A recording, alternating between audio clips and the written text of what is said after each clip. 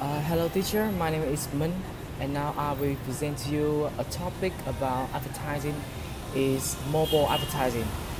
Now I will start with mobile advertising is a form of advertising via mobile or wireless phones or other mobile devices. It is a subset of mobile marketing. It is estimated that mobile app install ads accounted for 30% of all mobile advertising revenue in 2014 and will stop $4.6 billion in 2016 and over $6.8 billion by the end of 2019. Other ways mobile advertising can be purchased include working with a mobile demand-side platform in which ad impressions are bought in real time on an ad exchange. Another report has indicated that the worldwide mobile digital advertising spend would reach about $184.61 billion in 2018 and $217.42 billion in 2019, and in 2020 they reached nearly $250 billion. Some see mobile advertising as closely related to online or internet advertising, though its reach are far greater. Currently, most mobile advertising is targeted at mobile phones that come at an estimated global total of $4.6 billion at 2009. Notably, computers, including desktop and laptops, are currently estimated at 1.1 billion globally. Moreover, mobile advertising includes SMS and MMS advertising units in addition to the advertisement types served and processed via online channels. So now I will move to why is mobile advertising such a good move? Why this world is developed very fast? Why smartphone ownership alone makes mobile advertising worth investing in?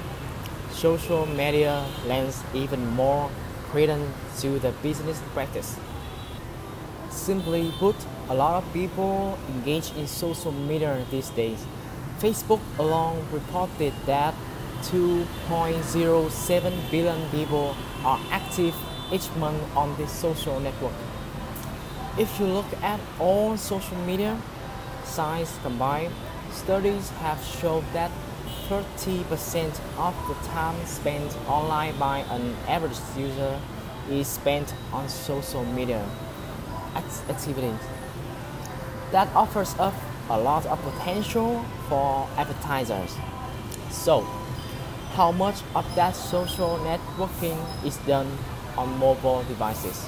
According to a study by Social Media Today, 60% of all social media activity happens on mobile devices. Furthermore, people are far more likely to share social media posts from their phones than on a desktop, computer, or a laptop. One social media platform that really backs up that claim is Pinterest, who reports that as much as 75% of its posts are made from mobile devices. Perhaps what makes mobile advertising and social media such a winning combination is that it offers a better return on investment than traditional practices like banner ads, poster, double-click.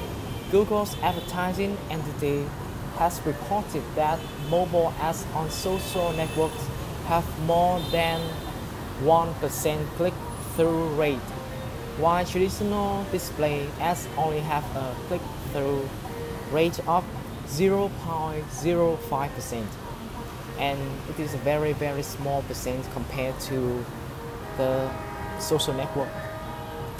One last benefit of combining mobile advertising and social media to consider is how effective native advertising is when the two are paired. Simply put, a native ad is one that appears in the same editorial format as whatever content you happen to be viewing at the time. Folks using mobile devices want their experience to be as streamlined as possible, especially when it comes to advertising. That's why, according to Yahoo, native advertising is usually 4 times more effective than non-native methods. Social media platforms make an excellent venue for native advertising because the ads are so easily integrated into mobile news feeds. Add to that how easy it is to share information on mobile devices, and you can see why native ads and mobile social networking is such a powerful house combination. That is the end of the first part, and now I'll move to the next part, which is types of mobile ads. The first one is click to download ads, which means the user will be directed to the App Store or Google Play. The next one is click to call ads, and which means the user will call to a phone number after clicking the button. Image, text, and banner ads. A click opens your browser and redirects you to a page. Push notification, Facebook, Instagram, images, and another type of ad is photo advertisement, as some of the most common you'll find on Facebook and Instagram. However, the specifications on the images you use will vary depending on what it is you are hoping to accomplish with your ad. So you should check out Facebook's business page to get you started. As an example, if you're just looking to get clicked to your site, a photo advertisement will allow you to create a 25-character long headline, 90 characters of text, and 30 characters to use for a link description. Some ads will also allow you to add call to action button. The first type of the mobile advertising is on Facebook and Instagram, which is a very big social media. The video ads on Facebook and Instagram have the same parameters as photos when it comes to characters and call to action options. The aspect ratio for the video you use will vary depending on what your ad objective is. The next one is canvas, sometimes referred to as interstitial ads. A canvas advertisement is one that is designed to cover the entire viewing screen with an image or video. The larger pixel style allows marketers to have more creative freedom with the content they show, and it's much easier to create a deliberate call to action with this ad type. And as for the price you will actually pay for these advertisement methods, is really depend on the target audience, your target audience, and what you're trying to accomplish. Facebook uses an algorithm that is designed to provide greater ad performance as you spend more money on average, so the cost per click on a Facebook ad is around 0.28%, and 1,000 impressions will run you a little over $7. And the next type of mobile advertisement is Twitter promoted accounts. Promoted accounts are advertisements that go to target Twitter users and invite them to follow your brand or specific product. The next one is promoted trends. If you're not that familiar with Twitter, a trending topic is one of that is popping up in the most conversations. Trending topics are posted as a list on the side of the page, and promoted trend advertisement will put your story at the top of that list. Promoted tricks.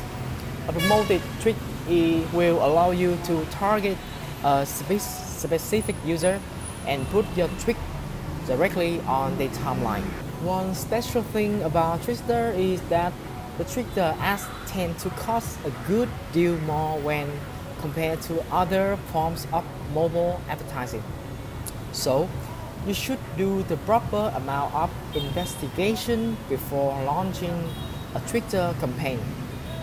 Promoted tricks tend to run anywhere from 50 cents to more than $10 per view, click, and so on. On the other hand, promoted chains have been reported to cost as much as $200,000 per day. And now I've moved to the next part of the presentation is Snapchat. The first part of Snapchat is Snap advertisement. A Snap ad is shown between stories and is in the form of a video ad. I see that Instagram has do the same app Snap in the stories. And Snapchat user can swipe to see more content, which can be longer video, a website link, or an additional article. And this is very successful thing, so that Facebook and Instagram has used the same method. Sponsor and on-demand trio filter. Sponsor trio filter are best suited for larger companies, while smaller brands will be better suited for on-demand trio filter. Each option allows marketers to use overlaid graphics that users can select and add to their old content. Next one is sponsor lenses. These are basically just custom Snapchat lenses. Pricing varies quite a bit depending on which advertisement type you are going to use. For example, a sponsor lens will run you as much as $700,000 per day. On-demand trio filter are far cheaper depending on the catchment area for your campaign. For example, running your on-demand trio filter in an area of a city block will cost around $45, but increasing that area to the maximum of 70 square blocks or around 5 million square feet will cost you almost $3,000 per day. And Facebook also use that kind of advertisement nowadays. And the more customer you reach, the more you have to pay. And this is the end of the types of mobile advertising. And now I've moved to the final part is why mobile advertising is so effective. The first thing is they know where the users are.